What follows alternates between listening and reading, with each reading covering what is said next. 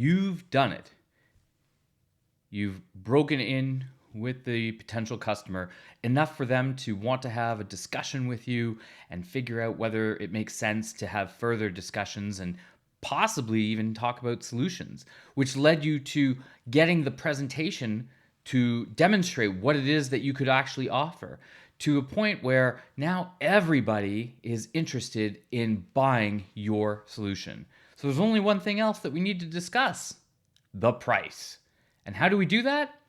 Let's find out.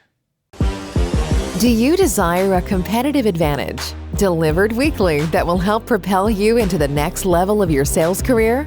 Then you have found the right place. Welcome to the Win the Deal Show, a B2B sales podcast for sales professionals like you that want to discover ways to improve your strategy, communication, and negotiation techniques, and ultimately win more deals. Get ready to accelerate your sales growth. Now, here's your host, Tim Barnaby. Hello, and welcome back to the Win the Deal Show podcast. I am your host, Tim Barnaby. Today, we're going to be talking about price negotiations. One of the biggest areas that you have in your entire negotiation.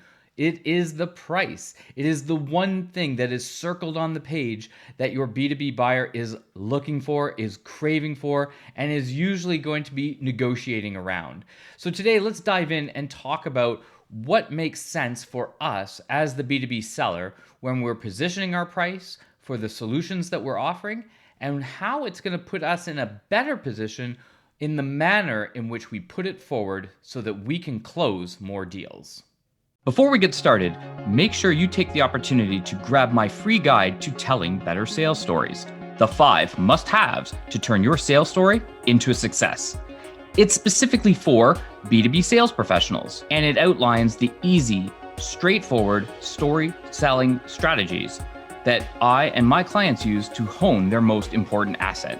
When used effectively, this will make you one step ahead to winning more deals.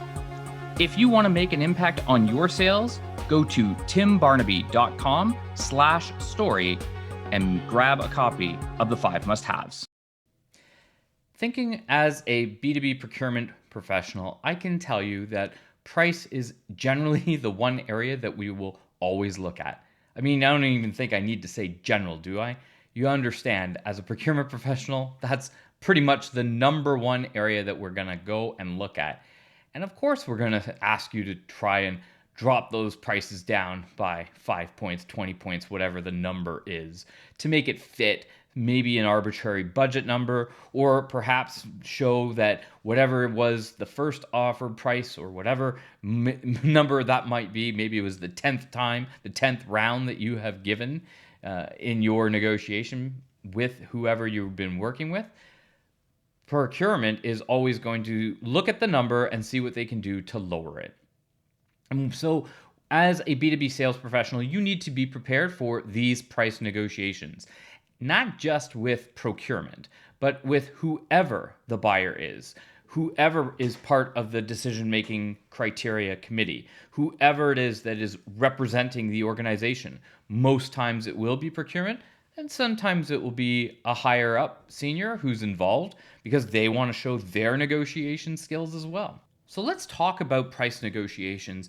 And if we don't get it right, I know that there are frustrations that you as a B2B sales professional will have because you will be starting off on the wrong foot. For example, if you haven't done your preparation in advance, you are likely leading with unclear objectives.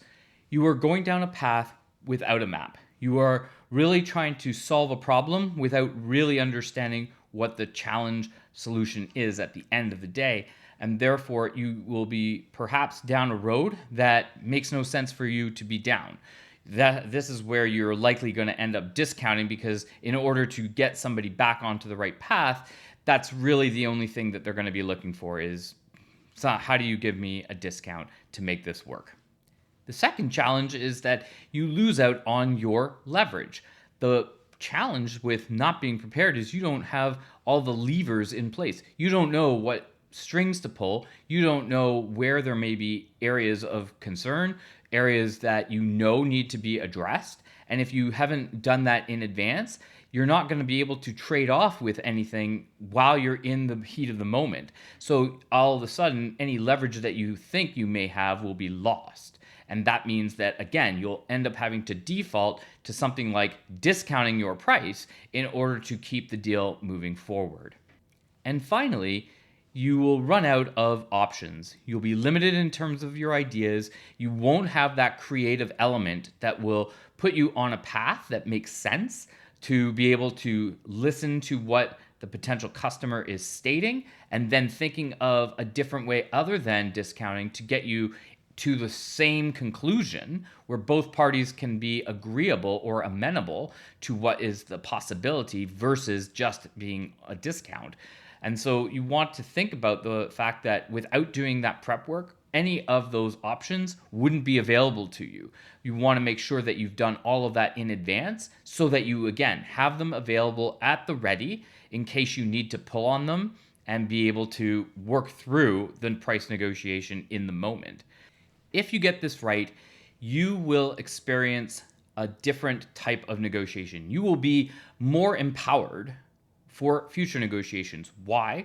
Because your confidence level is going to be increased. You're going to feel good about the fact that you feel strong when you are negotiating. You're negotiating from a place of confidence, which means that you're able to present better. You'll be able to come across more professionally. You'll build the trust between you and your negotiating partner, and you will feel like that this is really something of value that the other party can also experience. And when you've brought all of those elements together, that's what boosts your confidence to be able to do it time and time again. The second benefit when you do this is having better outcomes. Better outcomes for you, better outcomes for your negotiating partner. At the end of the day, we're looking to have a deal put together that ultimately, for lack of a better word, really is a win-win, even though win-win doesn't always exist. There is always going to be somebody who feels like they didn't get something out of the deal.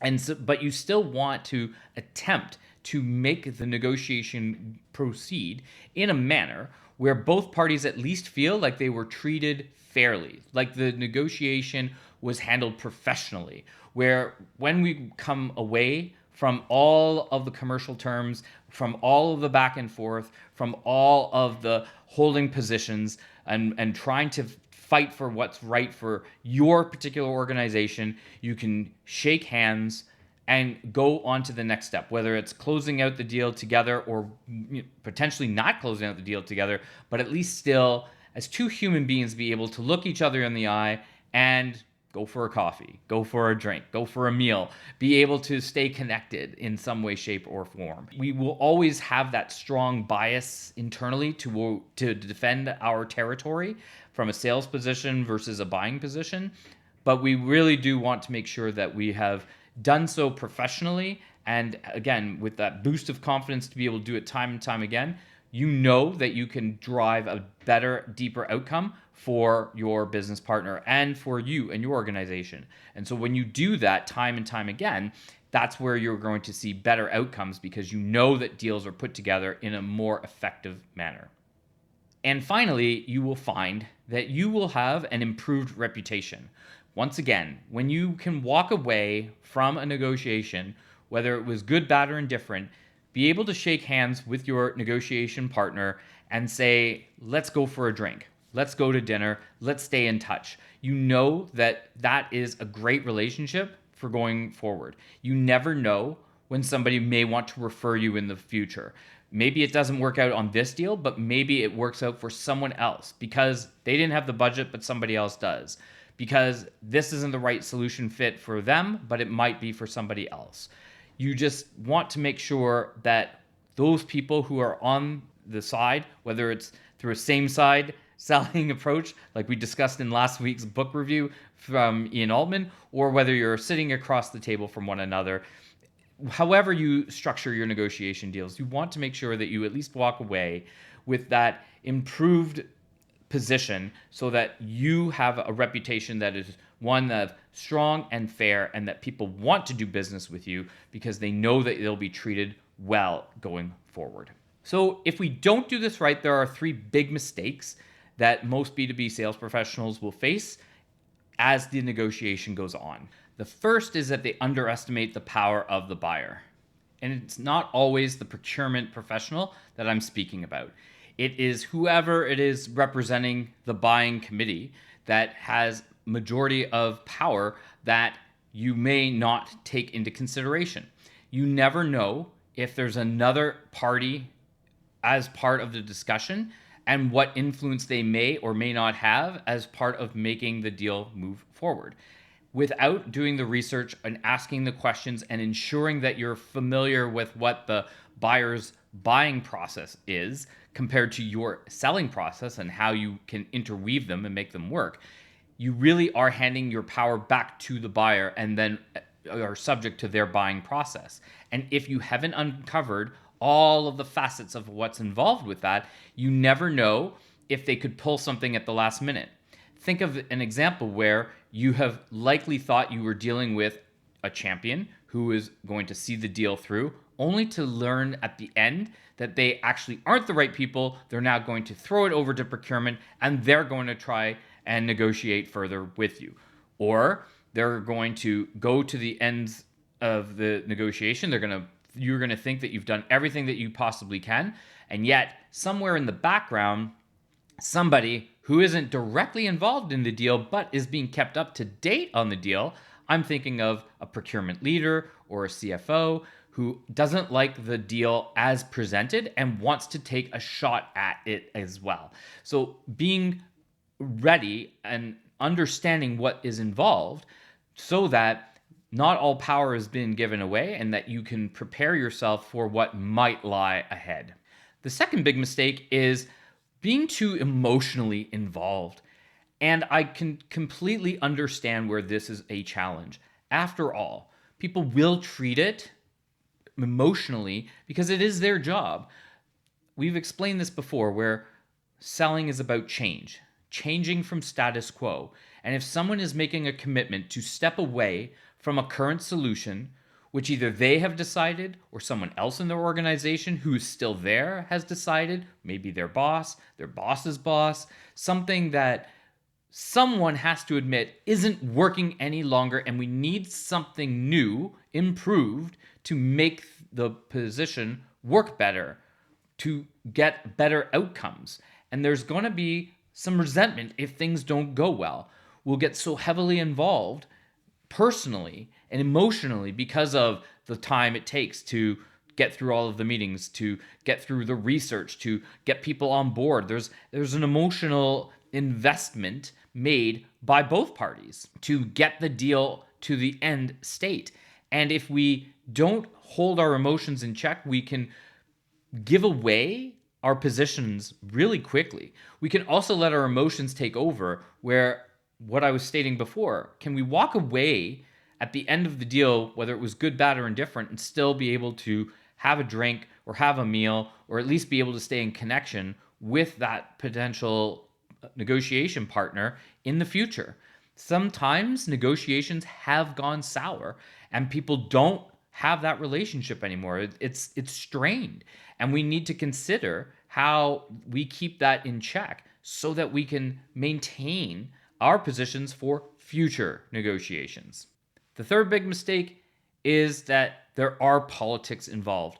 We're not always going to know all the relationships and interests and special areas that are going on within the organization unless we're doing our part to ensure that we know as much as we can through the process. That's all the way from the discovery meeting all the way to that price negotiation phase.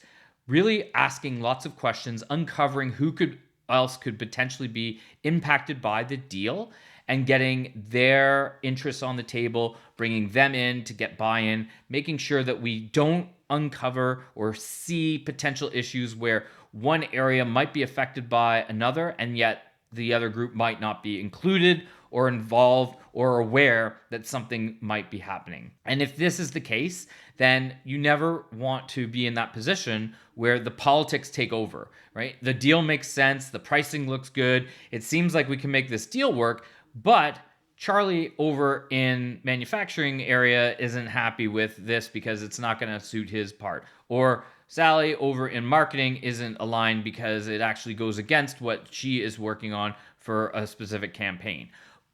Have we really figured out all the politics that could go on in an organization?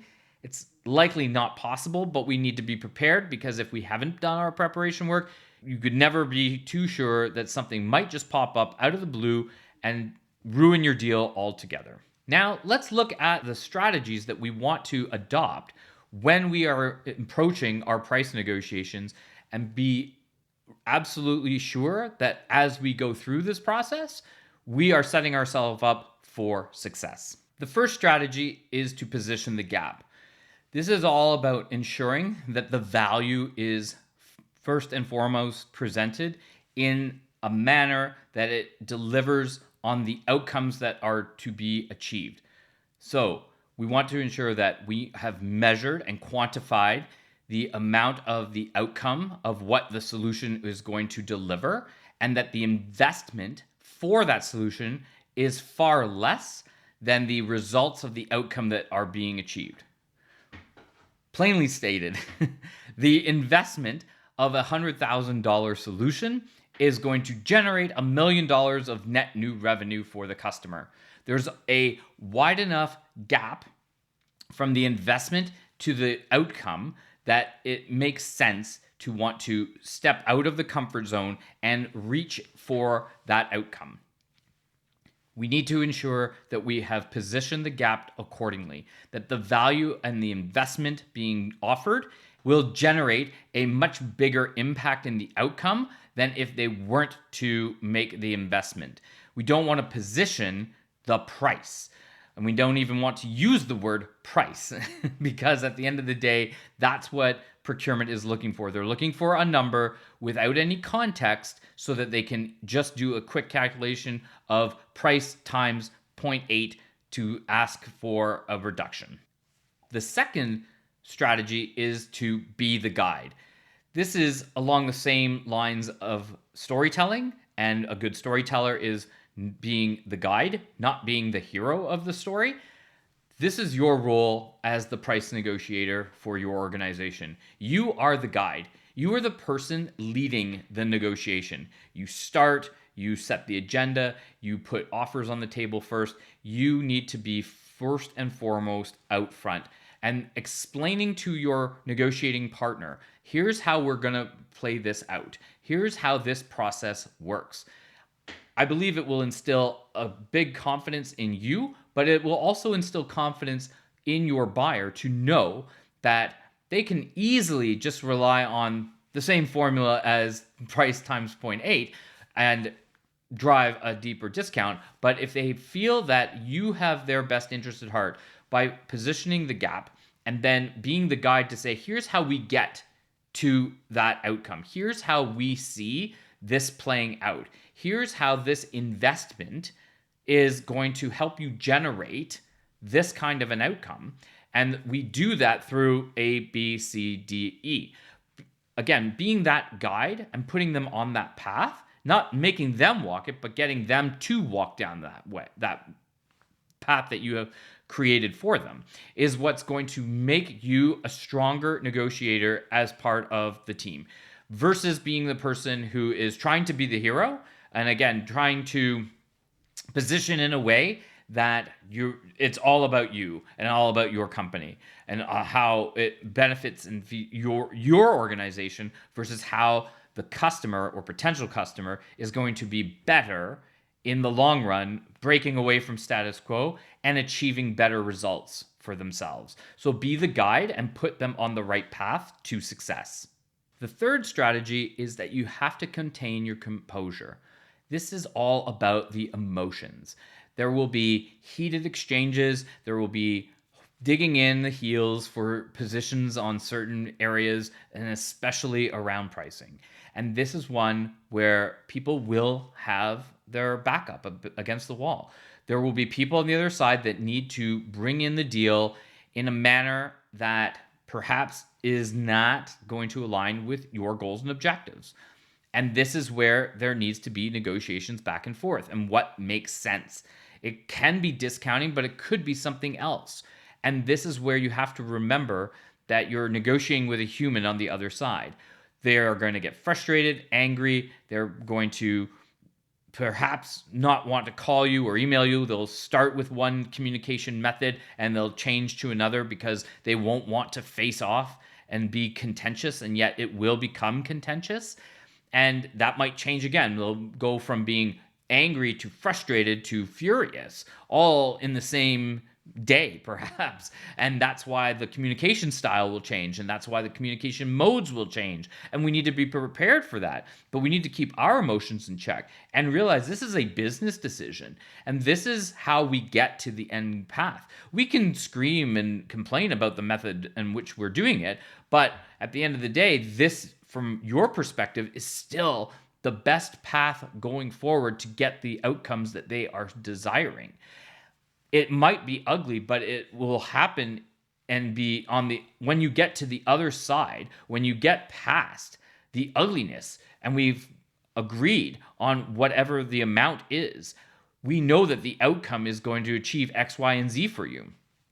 This is why you need to act like the guide and get them down the path with a very calm, composed manner. If you're angry and frustrated and upset and showing your cards in that manner, that's only going to heighten the situation and make it so that it becomes way too confrontational versus more strategic and logic as people are dealing with the issue at hand, which is how do we make this work for both parties? So think about how you keep your composure when you're dealing with people who will display emotions that won't always 100% align the way we'd love it to, which is, here's the price. Are you happy? Yes, I love this price. This is great.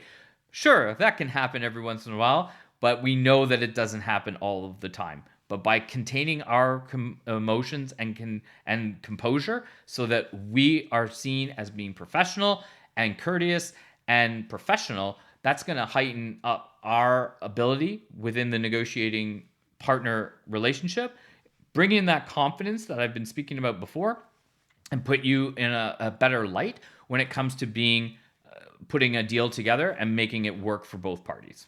The fourth strategy is to take the trading card approach. If you think back as a little kid, maybe you were like this. I wasn't, but the metaphor kind of works in that there were times that you used to be able to trade baseball cards.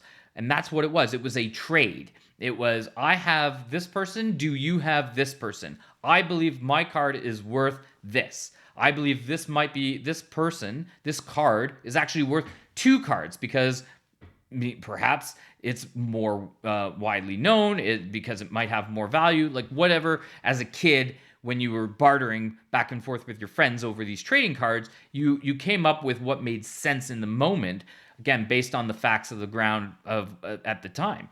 And so you want to treat it like it is this barter system, that you have to trade for what it is that you're trying to achieve. We can expect that a buyer or a buying committee will more than likely come back and challenge pricing. We want to treat it as if there's an opportunity for them to get a discount if we choose to negotiate in that manner, but it has to mean something for us as well. I think about one of the books, The Transparency Sale, written by Todd Caponi, who talks about when he negotiates, he doesn't negotiate as we give discounts. However, I'm willing to pay you in the form of a discount if we can get something in return, perhaps better payment terms, perhaps we can extend the term of the deal. Like there is something as a give and a get that's part of the ask. If they want pricing to be improved, there has to be something better for you on the other side. And so you need to be aware of what some of those gives are and where the value is in them. Again, perhaps longer payment terms is only worth a certain point or two because of the financials that work for you, but perhaps a 3-year deal versus a 1-year deal is worth a lot more because, again, you don't have to go through this for a longer period of time, knowing that you've got a longer deal in place. So what is it that you are trading as part of the strategy for any price concessions should you wish to offer any? And what are the values of those concessions? Are you familiar with what it could potentially be and where that trade-off works for you and for the negotiation partner that you have? The fifth strategy is what I call finish the race. When I was racing in my last Ironman race, it was really late at night when I decided to throw in the towel. I had started the run on at the end of the day. It was a long day. I had gone through the swim, I had gone through the bike, and now I was on the 26.2 mile marathon run. And it was more of a run walk. And after I had run through the halfway mark, I started calculating in my head how much time it was going to take me to get to the finish line. And the challenge was I didn't think about the finish line. I was only in my mind calculating what does it take to get to the next mile. And the challenge was once I got to the next mile, I then started doing what I call Ironman math.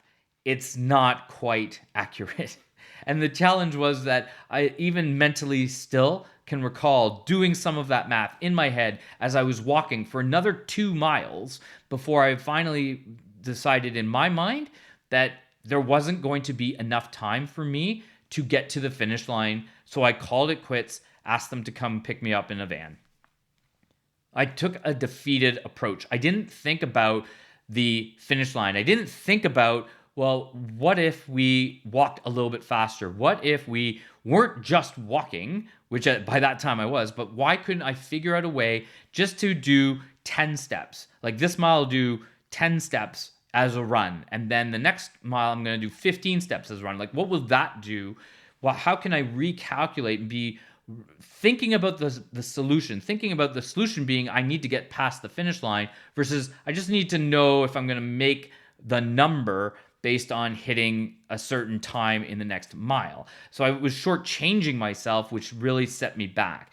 And this is where the metaphor comes in for you, in that I want you to be thinking about finishing the race. I want you to be thinking about that when we're in pricing negotiations, this is the end. We have gotten past everything else. We don't need to demo anymore. We don't need to test. We don't need to justify whether or not this is going to work. We're really at a point now that this is about how do we come to commercial terms and want to shake hands and put this pen to paper or issue the PO or however the deal gets finished and is truly a done deal.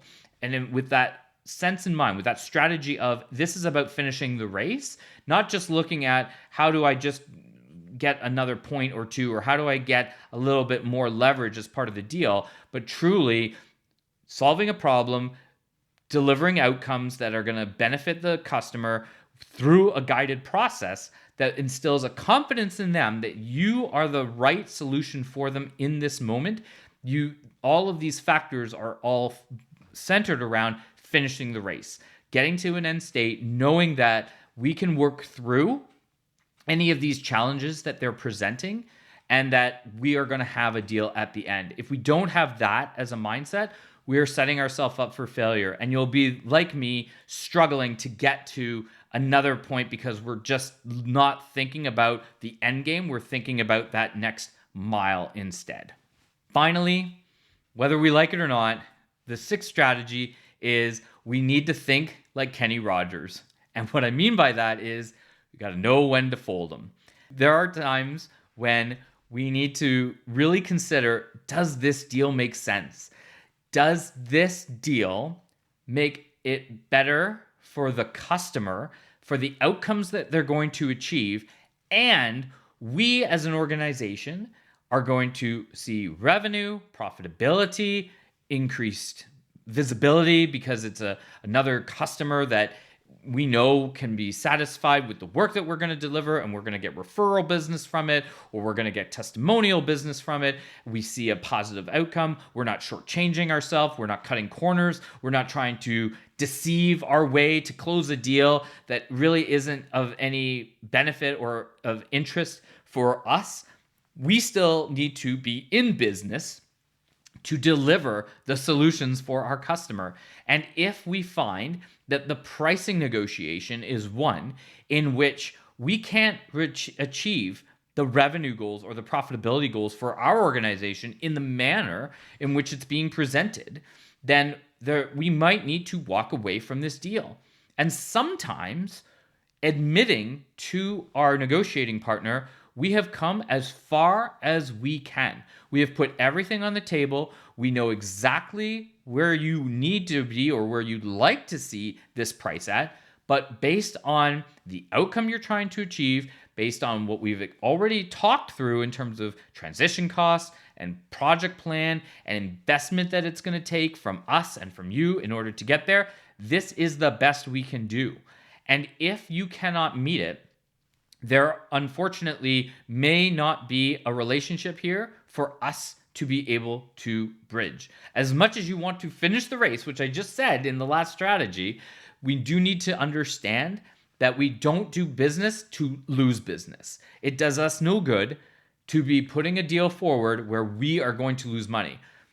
Are there strategies that people absolutely take business as a lost leader because they know they can make it up elsewhere?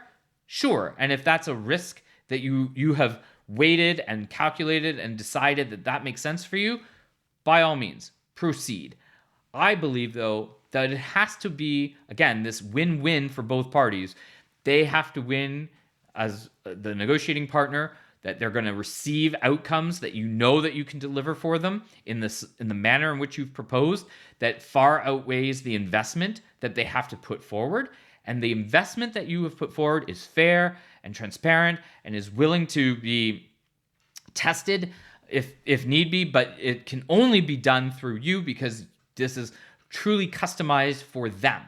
And if they can't come to that point, if they cannot match you, if they have gone as far as they can, and you've done everything possible, you've thrown in all the additional value you can, you've done all the creative solutions that you've thought of adding extra value, whether it's extra training, extra licenses, extra term length, whatever it is that you've offered, if there is still this resistance and you know that you're never going to get it approved on your side, that's where you need to call either a timeout or just tell them that we are done at this point. If we can't agree, then we're going to pull a Kenny Rogers and we're going to fold them and we're going to walk away from this deal.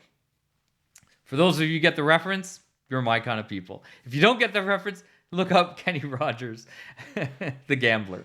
So honestly, be like Kenny. Just know your limitations. Know what you're walking into for that deal and be ready, if need be, to walk away. Because at the end of the day, as much as this is about the customer and the successful outcomes that they have to achieve, we as the selling organization still need to be profitable. We still need to meet a metric that we're tasked with.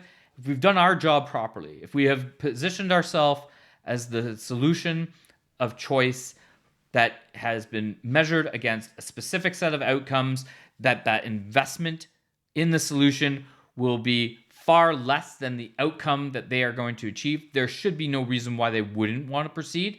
And if they are truly just digging in because they truly want to see a number that we can't match, we need to decide if we really want to proceed and do a price discount to meet it, or what might be a better option is to walk away from it this time, perhaps revisit in the future, and perhaps by you stating that you've come as far as you can and if we can't meet it, we're walking away, them realizing that they've pushed too hard, that now they're willing to concede and sign, or they will say, fine, then we'll go somewhere else, and then we'll let the chips fall where they may at that point.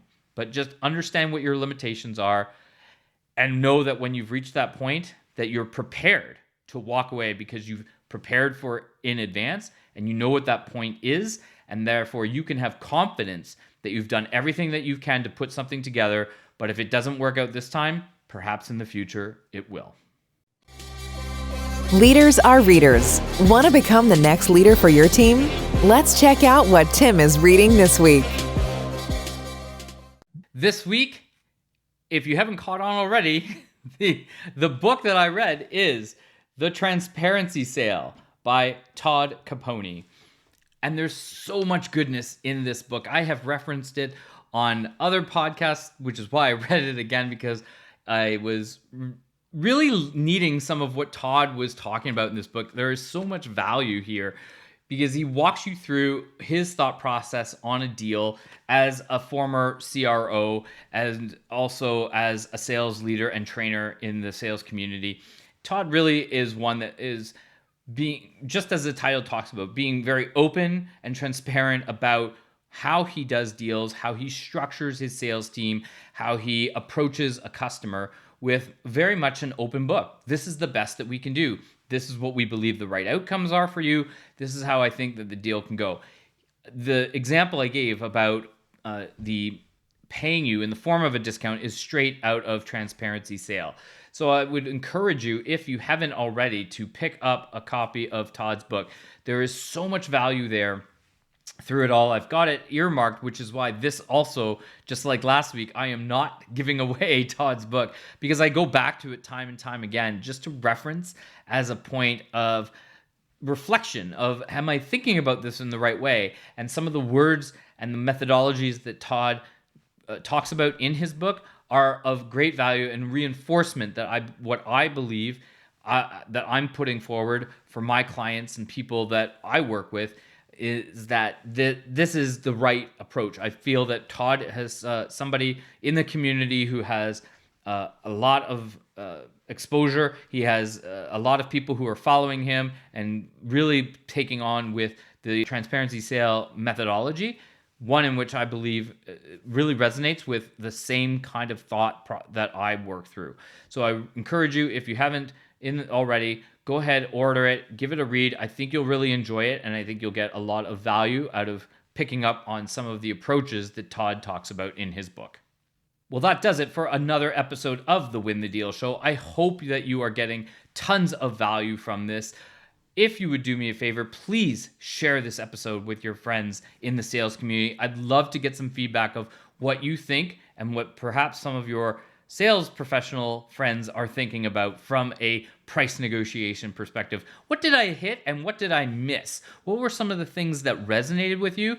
And what were some things that you thought, that just doesn't quite make sense? I'd love to get your feedback. Send me an email at tim@timbarnaby.com and share your thoughts with me. And if you're loving this podcast, if you're getting a ton of value, if you can't wait for the next episode to show up, go ahead, hit subscribe right now on your podcast player of choice. We're on Apple Podcasts, Spotify, Amazon Music, as well as any podcast platform that you can find us on. So please go ahead, share this out so that others can hear about it and experience the episodes as well. And if you're really feeling generous, which I hope that you would be, please go ahead and give us a review. We'd love to hear your feedback, and reviews will help other audience members discover the Win the Deal Show. So that's it for this week. Continue to go out, put out great deals that really and truly reflect that benefit for your customer, where the gap is separated from the investment to the outcomes that they're going to achieve, where you are instilling a confidence as the guide, where you are truly taking them down a path that, with your emotions in control, put you on a better path forward, because you know that this is the right approach and you know all of the limitations that you have that will get you to an end state that is more favorable for both your customer and you. It's going to instill a confidence in how you deliver. It's going to bring you closer to having better relationships with your potential customers. And ultimately, it is going to help you win the next deal. See you next week. Thank you for listening to the Win the Deal Show. What action will you take away and implement? We would love it if you would leave a rating and review in order to help others like you find this show. And remember to subscribe so that you will be the first to hear the latest episode. Check out all our episodes at winthedealshow.com. Thank you for listening. Now, go out, take massive action, and win the deal.